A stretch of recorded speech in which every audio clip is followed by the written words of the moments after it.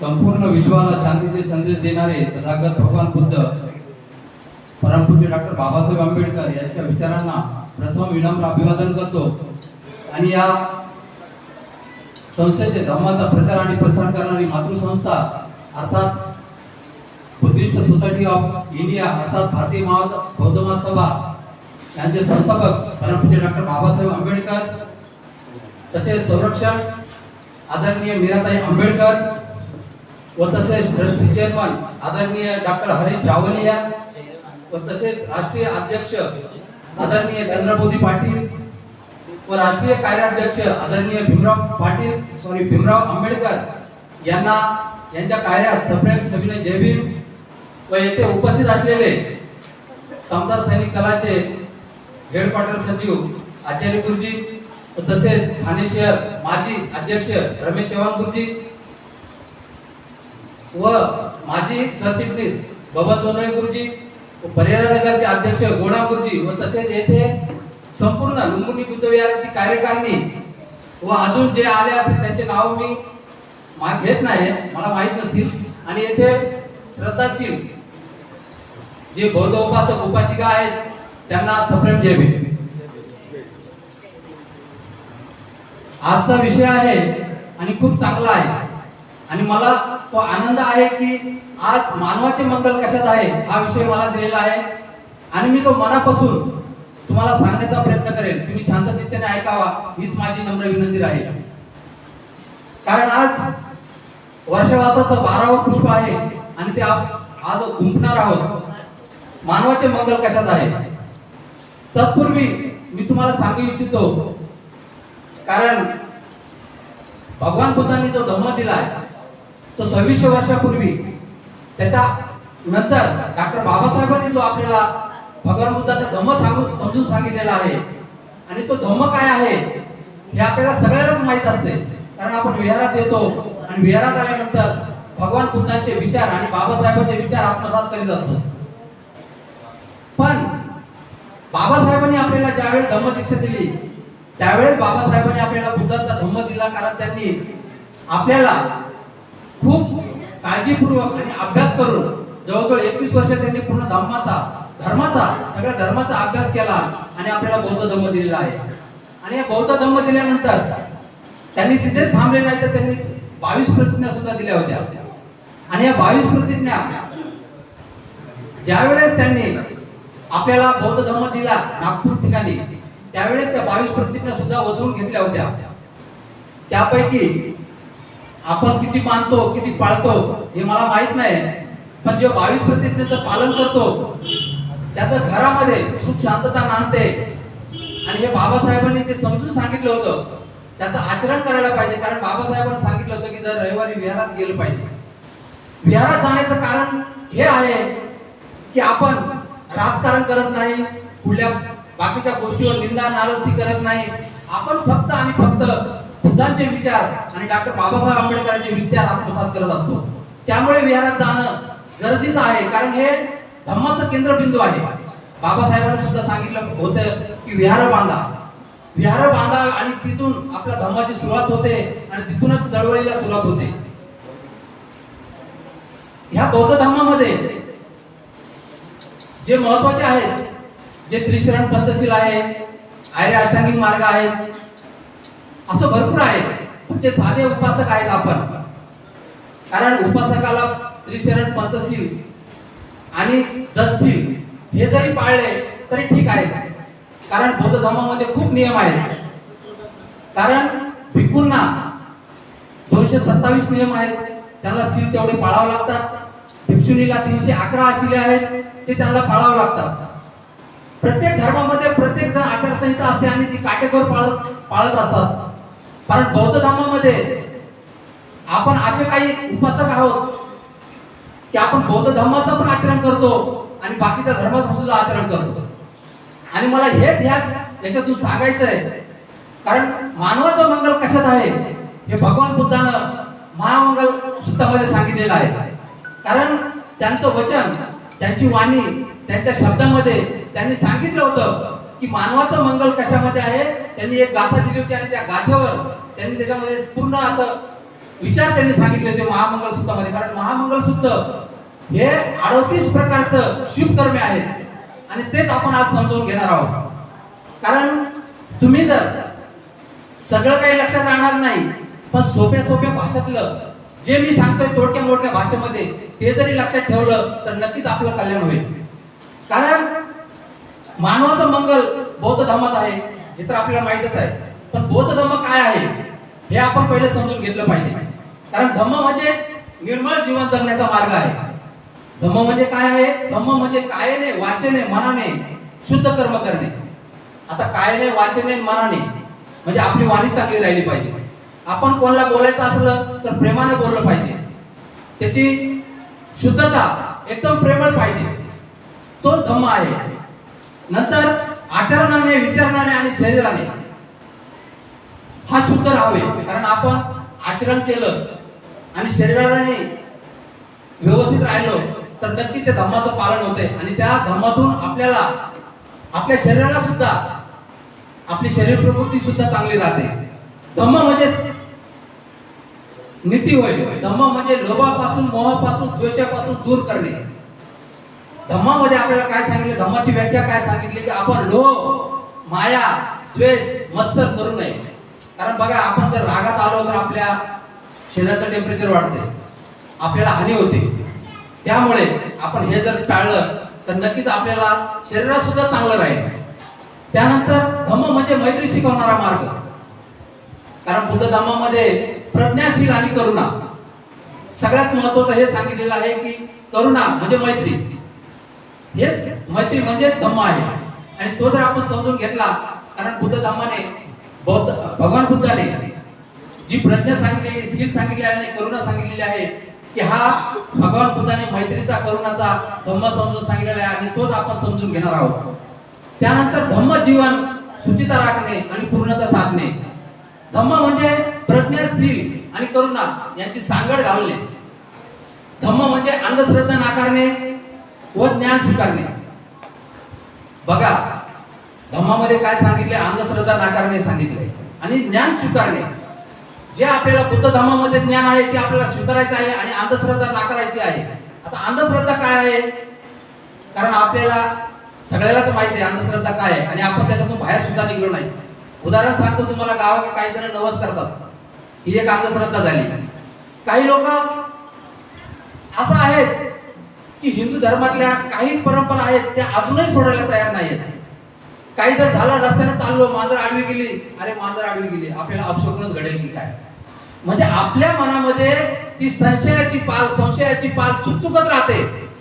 म्हणजे आपण नक्की धम्म स्वीकारलाय का नाहीये. कारण आपल्याला जर अंधश्रद्धेमध्ये राहिलो तर अंधश्रद्धेमध्ये खूप नुकसान होते.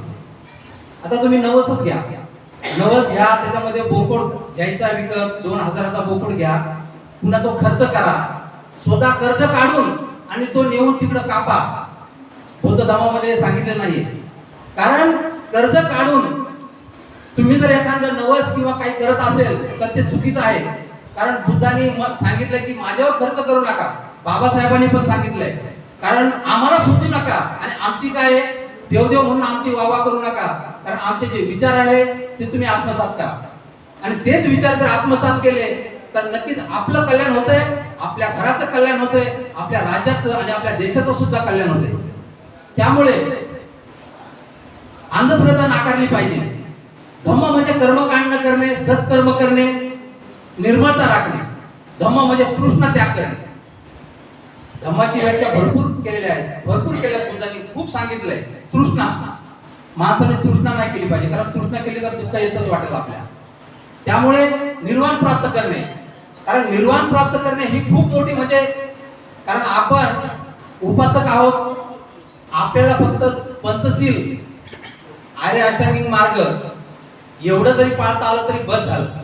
कारण निर्वाण प्राप्त होण्यासाठी खूप मेहनत करावी लागते आणि आपली तेवढी होण्याची पात्रता पण नाहीये. पण तरी जो करेल त्याला नक्कीच निर्वाण प्राप्त होईल. कारण भगवान बुद्धांना सुद्धा निर्वाण प्राप्त झालं होतं. त्यांनी भरपूर अशा पंचशील, आर्य अष्टांगिक, 10 पारमिता, निर्वाण पद हे सगळं त्यांनी पूर्ण त्या कसोटीतून गेलेले होते. म्हणून ते सम्यक संबुद्ध झाले होते. ज्यावेळेस भगवान भगवान बुद्ध श्रावस्तीमध्ये अनाथपिंडकाच्या जेतवनामध्ये राहत होते त्यावेळेस असे काही विद्वान होते.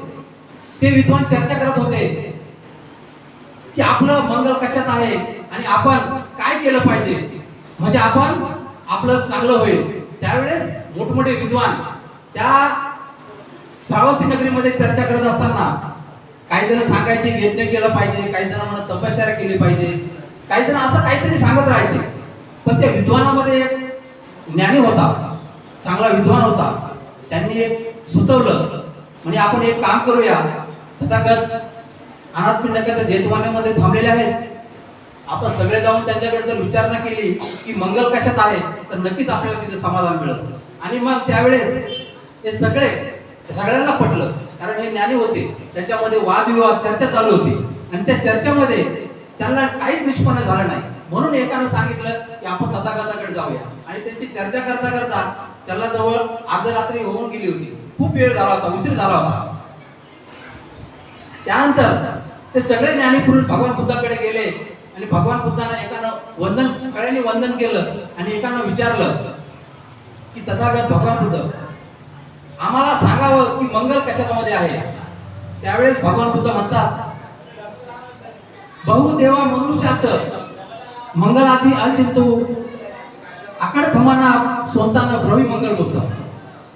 म्हणजे स्वतःचं कल्याण इच्छिणाऱ्या पुष्कळ देवांनी मनुष्याने मंगलाविषयी विचारणा केली होती. तथागत म्हणतात की माझ्याकडे खूप लोक येतात आणि विचारतात की मंगल कशामध्ये आहे. त्यावेळेस भगवान बुद्ध काय सांगतात, असे वनाचं बालानं पंडितानाचं सेवना पूजाचं पूजनीयाचं एतम मंगल बुद्ध. भगवान बुद्धाने या महामंगल सूत्रामध्ये सांगितलंय, त्याचा अर्थ असा होतो की तुम्ही मूर्खाची संगत करू नका, तुम्ही चांगल्या माणसाची संगत करा. कारण तुम्ही चांगल्या माणसाची संगत केली तर नक्की तुम्हाला चांगले गुण लागतील आणि तुम्ही जर वाईट माणसाची संगत केली तर नक्की तुम्हाला वाईट गुण लागतील. त्यावेळेस संत कबीराचं पण एक दोयामध्ये संत कबीर काय म्हणतात की संगत करे बडे की तर बडत बडत जाय आणि संगत करे गधे की तर फिर गोता गोता काय. म्हणजे सज्जनाचं तुम्ही चाकर व्हावं पण वेड्याचं धनी होऊ नये. संत कबीर काय म्हणतात, तुम्ही सज्जनाचे चाकर व्हा पण वेड्याचं कधी धनी होऊ नका. कारण ज्यावेळेस वेड्याचा तुम्ही धनी झाला तर तुम्ही वेडेच होणार. त्यामुळं आपण बघा विहारात येतो तर त्यावेळेस विहारात आल्यानंतर कोणीच मीपणा गर्व काही करत नाही. कारण सगळेच आचार्य गुरुजी असतील किंवा जोदळे गुरुजी असतील ते चव्हाण गुरुजी असतील सगळेच आपण जेवतात. म्हणजे ह्या विहारामध्ये मीपणा अहंकार सगळा केलेला आहे. आणि भगवान बुद्धांना हेच सांगितलेलं आहे की मीपणा गर्व अहंकार सोडून द्या, कारण हा अहंकार काही कामाचा नाही. तुम्हाला ह्या विहारामध्ये आल्यानंतर हे सगळं सोडावं लागणार आहे आणि विहारात आल्यानंतर तुम्हाला चांगलंच करावं लागणार आहे आणि तुम्ही करणारच आहे. कारण तुम्ही जेवढं चांगलं करणार तेवढं तुमच्या स्वतःच्या शरीराची आणि तुमच्या घराची प्रगती नक्कीच होणार आहे. त्यानंतर भगवान बुद्ध काय म्हणतात, पती रूप देश वासवचं पुपेचं कतपुयंता अत्त समापनिधीचं एतम मंगल बुद्ध. म्हणजे ज्या ठिकाणी राहायचंय त्या ठिकाणी तो एरिया चांगला असायला पाहिजे, तिथले माणसं चांगले असायला पाहिजे, आपल्या मुलाबाळांचं संरक्षण चांगलं झालं पाहिजे, आपल्या संपत्तीचं चांगली विल्हेवाट लागली पाहिजे आणि त्या एरियामध्ये जिथं राहणार आहोत आपण तिथं आपल्या मुलांना चांगली संगत लागली पाहिजे आणि आपल्या घरच्याचं सुद्धा चांगलं संरक्षण झालं पाहिजे असं भगवान बुद्ध बोलतात. कारण आपण ज्या ठिकाणी राहणार, ज्या एरिया राहणार आहे, आपण एखादा एरिया खराब असला तर त्या ठिकाणी आपण राहिलो तर आपण सुद्धा आपले मुलं बाळ सुद्धा खराब होणार, आपण सुद्धा खराब होणार. त्यामुळे भगवान बुद्धाने काय सांगितलंय की चांगल्या ठिकाणी राहा, जिथं तुमचं कल्याण होईल, जिथं तुम्हाला चांगले माणसं मिळतील त्या एरियामध्ये राहा. तुमच्या संपत्तीचं, तुमच्या धनाचं पूर्ण संरक्षण राहील आणि तुमच्या घराचं सुद्धा संरक्षण राहील. भगवान बुद्ध दुसऱ्या याच्यात काय म्हणतात, बहुसत्याचे श्रीपद विनयाचे सुस्विकितो सुभाषितच या वाचा एतम मंगल बुद्ध. म्हणजे अंगी बहुस्फूर्तपणा असायला पाहिजे, माणसाच्या अंगी विनम्रपणा असायला पाहिजे. कारण काय होतं, योग्य तेच भाषण केलं पाहिजे. कारण माणसं बोलतात त्यावेळेस कुठेतरी वळतात, कुठेतरी बोलत राहतात, व्यर्थ बडबड करतात. त्यांनी सांगितलंय भगवान बुद्धांनी की योग्य तेच बोला, योग्य तेच भाषण करा. कारण आपलं जीवन, आपला परिवार सुखी राहण्यासाठी आपल्यात अनेक कौशल्य असले पाहिजेत. आणि आपल्यात विनय नम्रपणा असला पाहिजे. सगळ्यात महत्वाचं आपला स्वभाव, आपलं नम्रपणा हे महत्वाचं आहे. कारण आपल्यामध्ये जर नम्रपणा असला तर नक्कीच आपल्याला कोणीच काही बोलू शकत नाही. कारण तुम्हाला माहित आहे भगवान बुद्धांनी बऱ्याच जणांना आपल्या नम्रपणाने वाकवलं आहे, चुकवलं आहे. जसं अंगुलीमाल झाले, नंतर नारागिरी हत्ती झाला. ह्या एवढे भयानक होते की यांना कोणीच रोखू शकत नव्हतं. कारण तथागत भगवान बुद्ध ज्या नगरीमध्ये गेले होते त्या नगरीमध्ये जिथे अंगुलीमाल नावाचा राहत होता डाकू, त्यावेळेस तिथल्या राजाने काय सांगितलं की हा माणूस एवढा खतरनाक आहे, याला कोण मारेल आणि कोण नष्ट करेल. कारण हा सगळ्या माणसाला त्रास देतोय आणि तो त्रास देत असेल तर नक्कीच याचा आपण काहीतरी करायला पाहिजे. त्यावेळेस तथागत भगवान बुद्ध सुद्धा त्या नगरीमध्ये होते आणि भगवान बुद्धाला समजलं की हा माणूस खतरनाक आहे. कारण हा 40-40, 50-50 जणांना मारतो आणि त्याच्या ज्या अंगठीचे उंगले आहेत, बोट आहेत, ते त्याचे कापतो आणि आपल्या गळ्यामध्ये घालतो.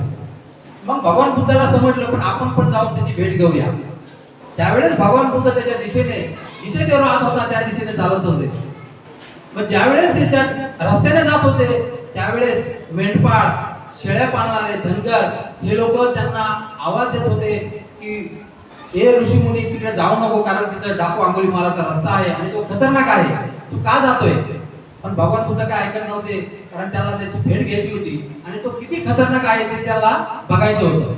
ज्यावेळेस ते त्या रस्त्याने जात असताना त्यावेळेस काय झालं, अंगुलीमालाने बघितलंय तो एवढा फास्ट आणि जोरात येत होता आणि जे भगवान बुद्ध होते ते त्यांच्या स्थिर आणि व्यवस्थित चालत होते. आणि ज्यावेळेस ते चालतायत याला वाटत होतं की तो एवढा फास्ट पळत होता. पण ज्यावेळेस त्यांनी आवाज दिला की ए श्रमणा, कोण आहेस तू, थांब, त्यावेळेस भगवान बुद्ध थांबले. आणि भगवान बुद्ध थांबल्यानंतर भगवान बुद्धाला तो बोलला की मला तुला मारायचंय. कारण बोलला मी 999 जणांना मारलंय आणि एक राहिलाय. कारण त्याला काय पुढे कोणीतरी वर दिला होता किंवा काही सांगितलं होतं की तू 100 जणांच्या एक हे काढून आण, कापून आण. त्यावेळेस भगवान बुद्धाने सांगितलं तू मला मार, परंतु मी जे काय सांगणार आहे ते तू थोडं ऐकून घेतलंस तर बरं होईल.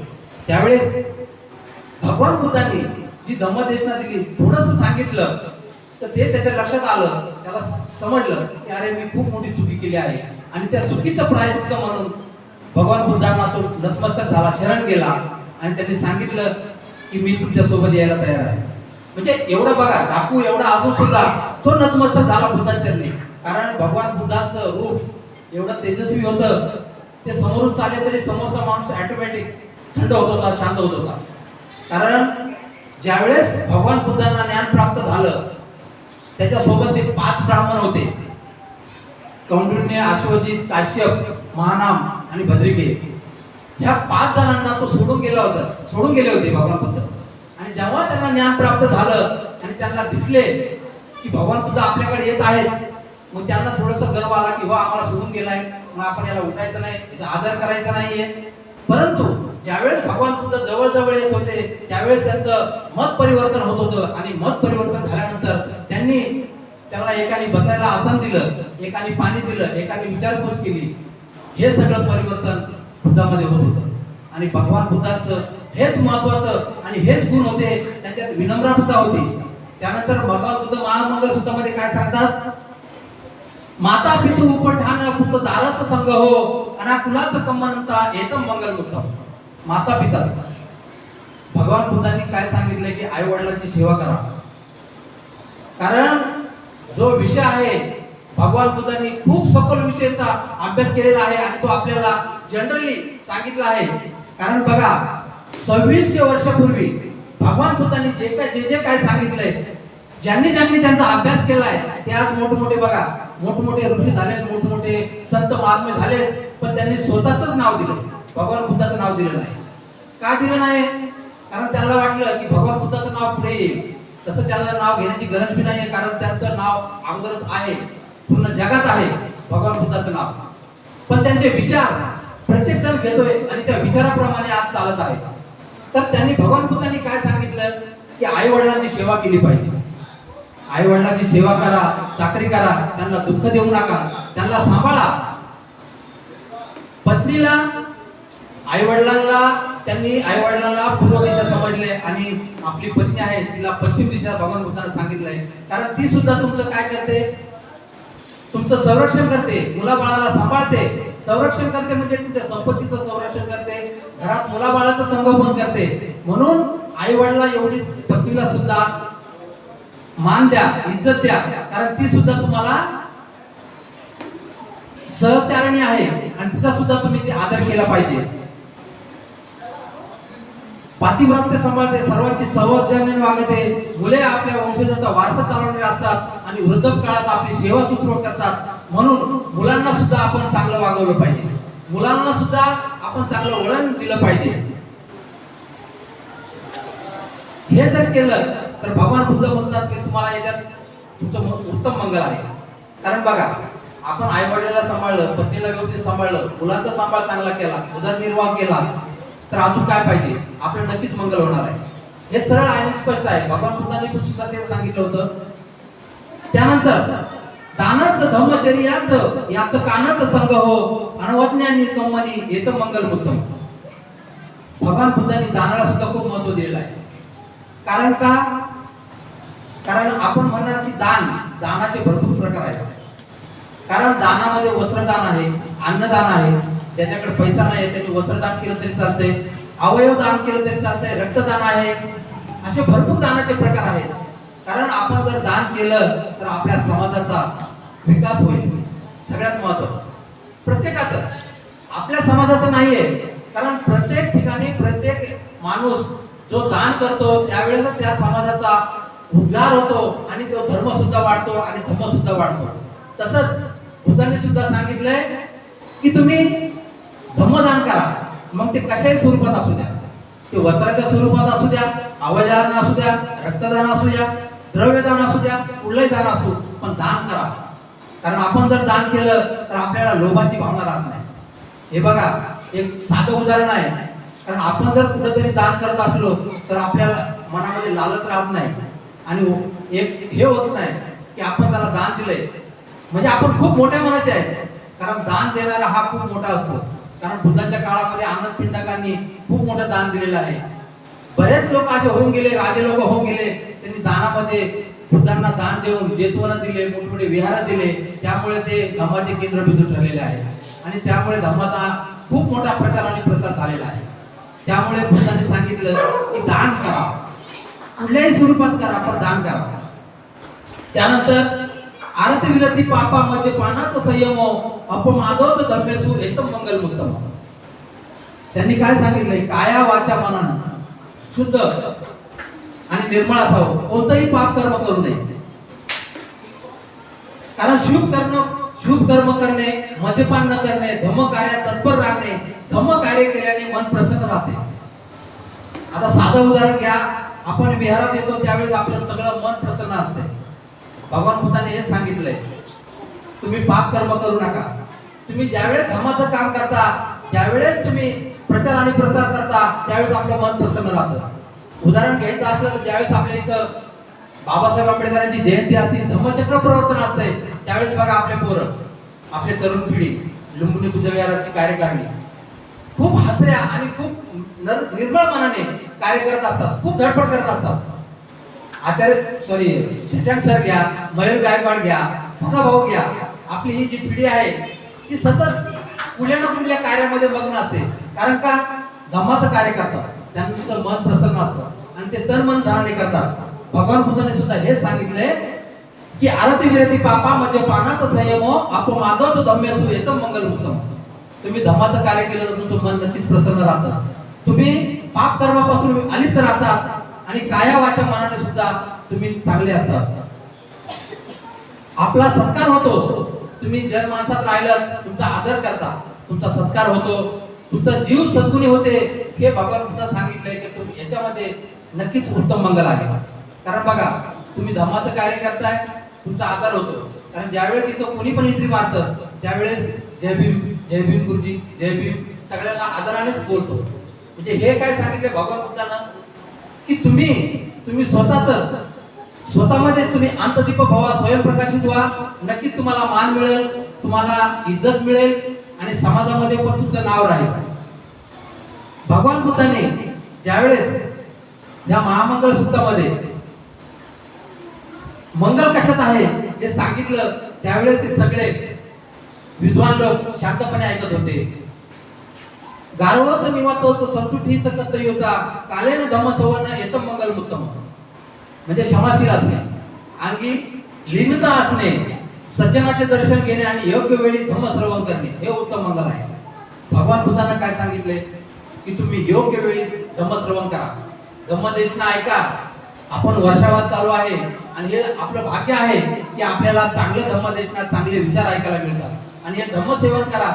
हेच भगवान बुद्धाने महामंगल सूत्रामध्ये सांगितले आहे आणि याच्यामध्ये तुमचं महामंगल आहे हे भगवान बुद्धाने त्या काळी सुद्धा सांगितलं होतं. खंडित सोवचता समनाच दर्शन कालेन धम्म साकच्या एकदम मंगल उत्तम. क्षमाशील असणे, कारण ज्यावेळेस माणूस नम्र क्षमाशील असतो त्यावेळेस समोरचा काही जर झालं तरी तो नक्कीच आपल्याला हे करतो की आपल्याला काही चूक झाली आणि आपण जर बोललो सॉरी चुकलं तर नक्कीच तो माफ करतो. म्हणजे योग्य वेळी धम्मचर्चा करणे, क्रोधावर संयम ठेवणे आणि दुसऱ्याने चूक केली ती आपण करू नये, प्रसंगी संयम ठेवून क्षमाशील व्हावे, सावध राहून योग्य निर्णय घेणे हे उत्तम मंगल आहे. कारण आपण एखादी चूक केली आणि ती जर दुसऱ्याने केली म्हणून आपण करायची नाही. भगवान बुद्धांनी काय सांगितले, त्यांनी काही करो, तो जर वाईट करत असेल तर आपण नक्कीच वाईट करायचं नाही, कारण त्याने वाईट केलं तर नक्की आपलं पण वाईट होणार आहे. म्हणून काय करायचंय, आपण चांगलंच करायचंय, कोणाबद्दल चांगले विचार ठेवायचे, आपली नीतिमत्ता चांगली ठेवायची, शील चांगलं ठेवायचंय, आचरण करायचंय, पंचशीलाचे आचरण करायचंय, हेच महत्वाचं आहे. तपोच ब्रह्मचर्याचं आर्य सज्जान दर्शन निपान सच्ची क्रियाचं एकदम मंगल उत्तम. म्हणजे तपश्चर्या, ब्रह्मचर्याचे पालन करायने, आर्य सत्याला जाणणे आणि निर्वाणाचा साक्षात्कार करणे, अनुभव घेणे, म्हणजे विकारातून मुक्त होणे.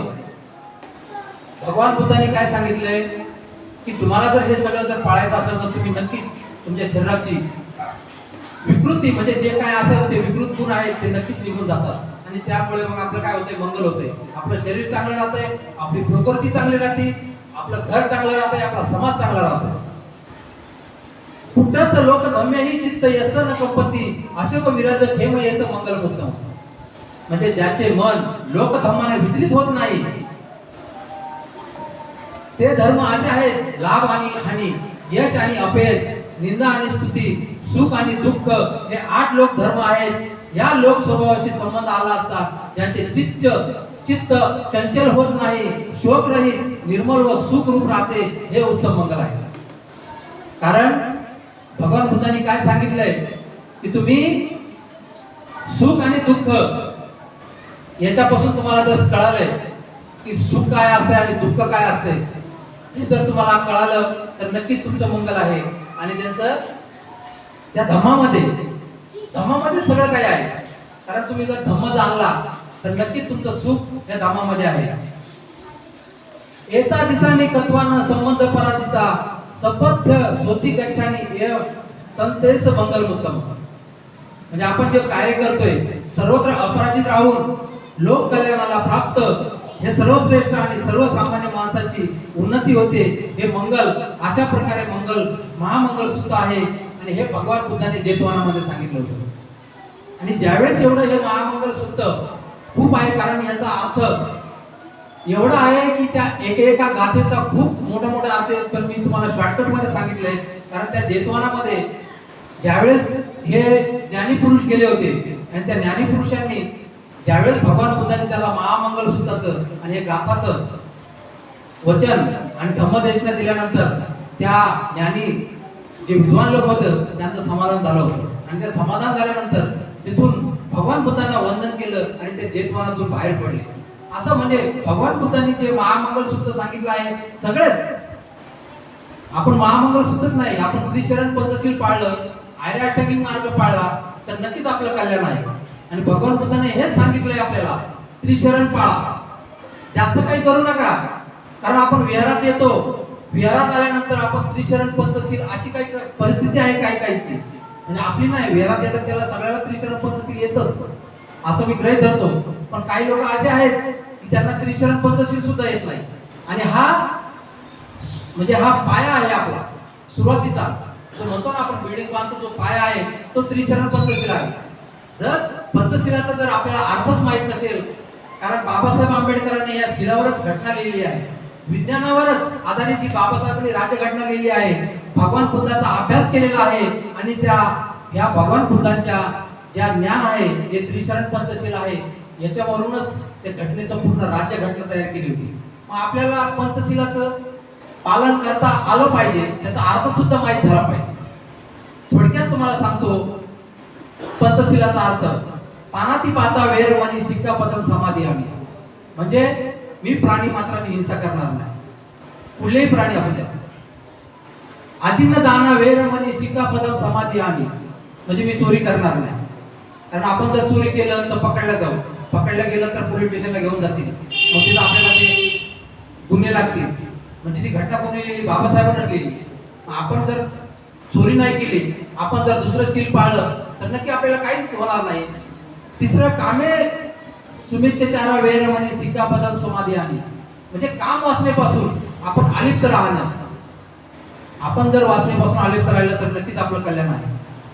चौथा आहे मुसावादा वेरमणी सिक्कापदम समाधी आम्ही, म्हणजे मी खोटं बोलणार नाही. कारण खोटं जर खोटं बोललं तर तुम्हाला 100 खोटं बोलावं लागतं. त्यामुळे खरं बोला. चुकलं तर ते समोरचे माफ करतात, पण तुम्ही जर एक वेळेस खोटं बोललं तर तुम्हाला भरपूर खोटं बोलावं लागतं. त्यामुळं चौथं सील आहे की तुम्ही खोटं बोलू नये. कारण तुम्ही खोटं बोललं तर तुमच्या हातून खूप काही घटना घडू शकतात.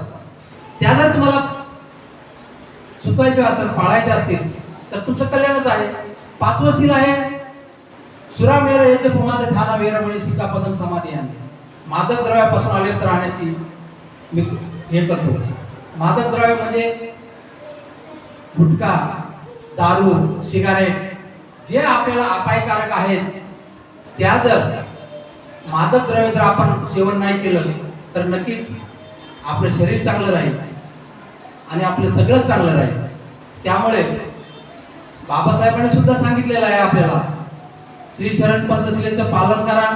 तुम्ही एवढंच करा, बाकी काही करू नका. कारण बुद्ध धर्मामध्ये खूप आहे, खूप सखोल अभ्यास आहे. कारण त्याच्यात आर्यन अष्टांग मार्ग आहे, 10 परमिता आहेत, अजून उपसंपदा वगैरे सगळं काही आहे. पण सगळ्यात सोपं फक्त आपण त्रिशरण पंचशील पाळा, आणि पाळता आलं तर 22 प्रतिज्ञांचा 2-3 तरी प्रतिज्ञा पाळा. कारण बाबासाहेब आंबेडकरांनी ओळखलं होतं, कारण आपला समाज हा खूप भोळा भाबडा आहे. बुद्धाची दीक्षा घेतल्यानंतर सुद्धा त्यांनी 22 प्रतिज्ञा याच्यासाठी दिल्या होत्या की कमीत कमी माणूस हा सुधरेल. पण आपल्या समाज अजूनही काही सुधारलेला नाही, कारण अंधश्रद्धेमध्ये अजून काही लोक आहेतच. काहींच्या पायामध्ये काळा दोरा आहे, ही सुद्धा अंधश्रद्धा आहे. कारण दोरा बांधला तर मला नजर लागत नाही, माझ्यावर काही संकट येत नाही. असे बरेच उदाहरण मी बघतो. ज्यावेळेस बघतो त्यावेळेस नक्कीच त्याला समजून सांगायचा प्रयत्न करतो. आणि बुद्धाने पण ते सांगितलंय, कारण त्यांनी 45 वर्षे फिरले. तुम्ही सांगण्याचा प्रयत्न करा, 10 जणांना सांगा, 1 जण सुधारला तरी चालेल. पण आपल्याजवळ आहे ते लोकांना सांगा. कारण आपल्याजवळ जेवढं आहे ना, लोकांना सांगितलं तर अजून ज्ञान वाढतं. ज्ञान याचं काही होत नाही, कारण प्रॉपर्टी, संपत्ती, पैसा हा सगळा जातो, काही राहत नाहीये आपल्या स्वतःकडे, पण ज्ञान शेवटपर्यंत टिकतं. म्हणून बाबासाहेबांनी प्रॉपर्टी कमवली नाही, ज्ञान कमवलं. कारण त्याला सिम्बॉल ऑफ द नॉलेज पण त्याला म्हणतात. अमेरिकेने ही पदवी दिली आहे, ज्ञानाचं प्रतीक. एवढ्या मोठ्या देशांनी, प्रगतशील देशांनी सिम्बॉल ऑफ द नॉलेज सांगितले, आणि तिथं खूप मोठा त्या कॉलेजच्या समोर पुतळा उभारलेला आहे आणि खाली लिहिलं सिम्बॉल ऑफ द नॉलेज. म्हणजे बघा, जगामध्ये बाबासाहेबांचं एवढं नाव घेतात, उदो करतात. पण आपला समाज हा आहे की त्रिशरण पंचशील किंवा 22 प्रतिज्ञा सोडा, त्यांना एक सुद्धा प्रतिज्ञा पाठ नाहीये. त्या 22 प्रतिज्ञाचं कधी पालन करावं.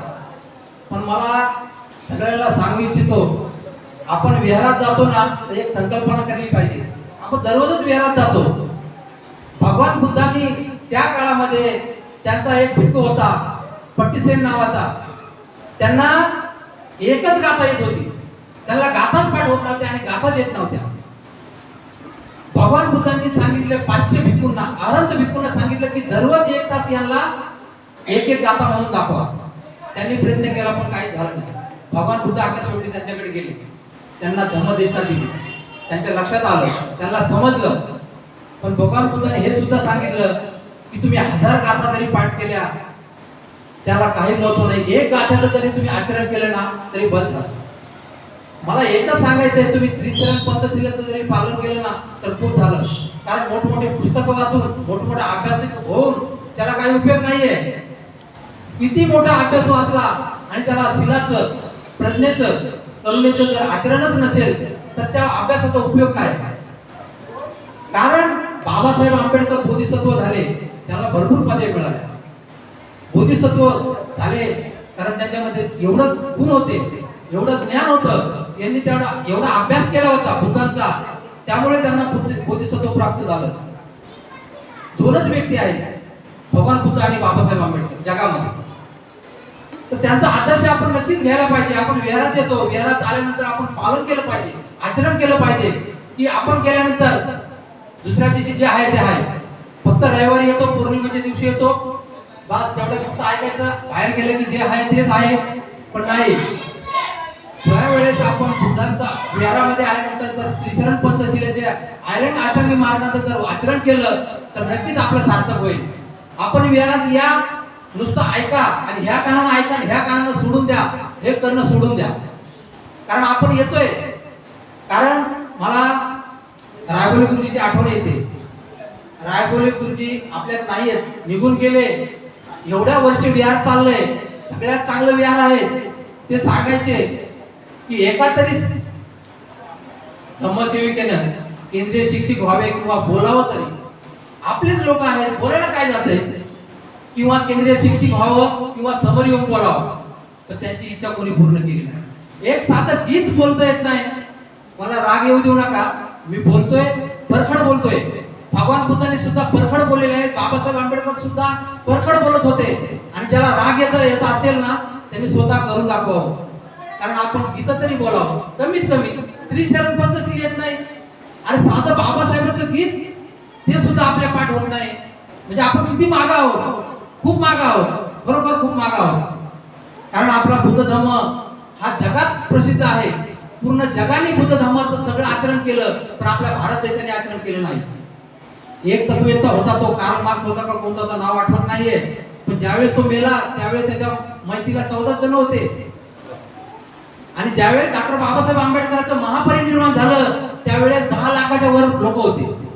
पण त्यावेळेस काय झालं की त्या 14 लोकांनी 14 लाख लोक तयार केले. त्या तत्ववेत्त्याचं विचार सगळ्या लोकांना पसरवले आणि आज त्याचं खूप मोठं नाव आहे.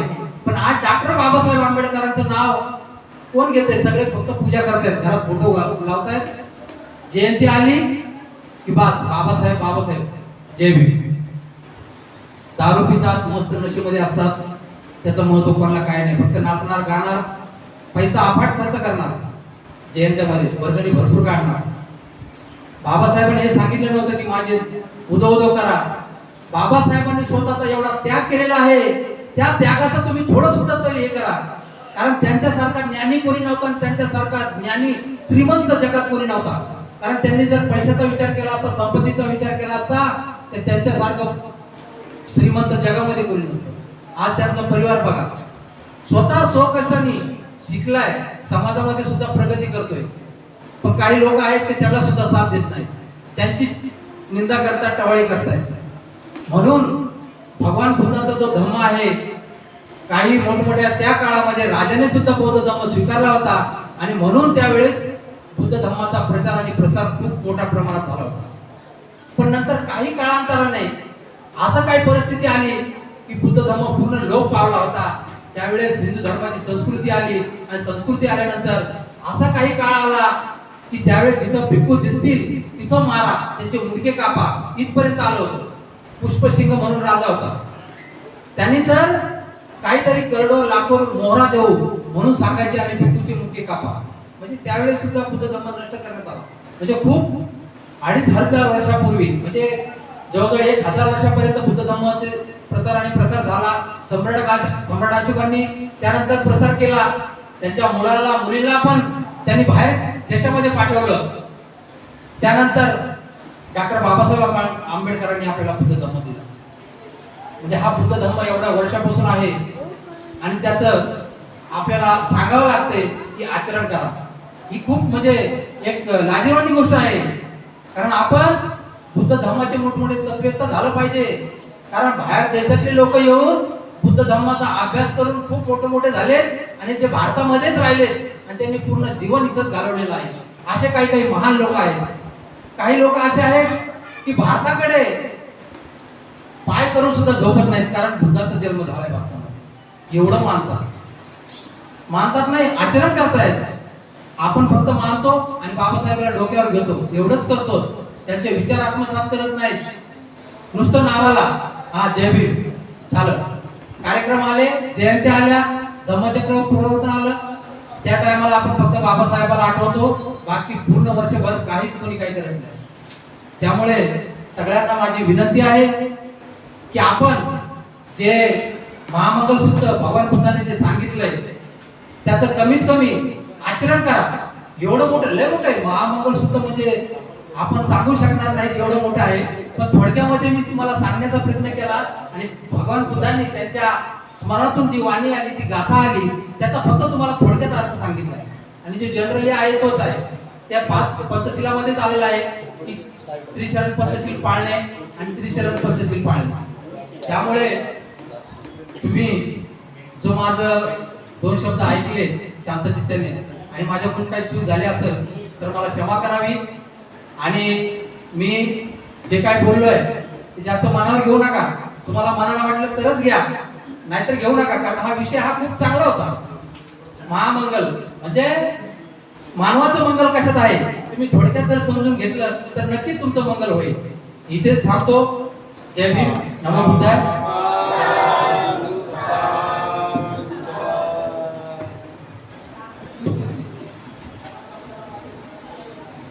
सुंदरसा असा विषय झालेला आहे. पूर्ण महामंगल गाथा सांगितलेली आहे. तुम्ही फार आत्मतेने बोलत असतात. कधी कधी असं वाटतं की हा माणूस रागात बोलतो का प्रेमात बोलतो का सांगू शकत नाही असं वाटतं. पण मुळात मुलं त्यांचं नेहमी मला असं वाटतं की रायबोली गुरुजींच्या नंतर त्यांचा नंबर असावा की ते प्रत्येक भाषणामध्ये आपल्या माता भगिनींना एकच सांगत असा की तुमच्याबद्दल कोणीतरी बोल आहे. प्रदर्शने आम्हाला जाणवते कारण ते एकमेव आहे. रायबोली गुरुच्या नंतर तेच ते नेहमी त्यांचं आठवण करून तेच सांगत असतात. तर नक्कीच आणि त्या अनुषंगाने मला वाटतं की महिला आता करत आहेत. आपण असं समजूनच पुढे जाऊया. सुंदर बस प्रवचन झालेलं आहे.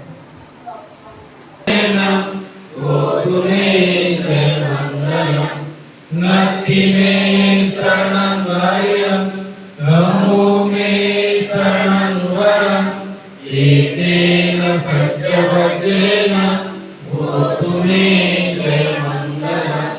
नत्थि मे शरणं वरं संघो मे शरणं वरं एतेन सत्यवचनेन भूतु मे जयमङ्गलं.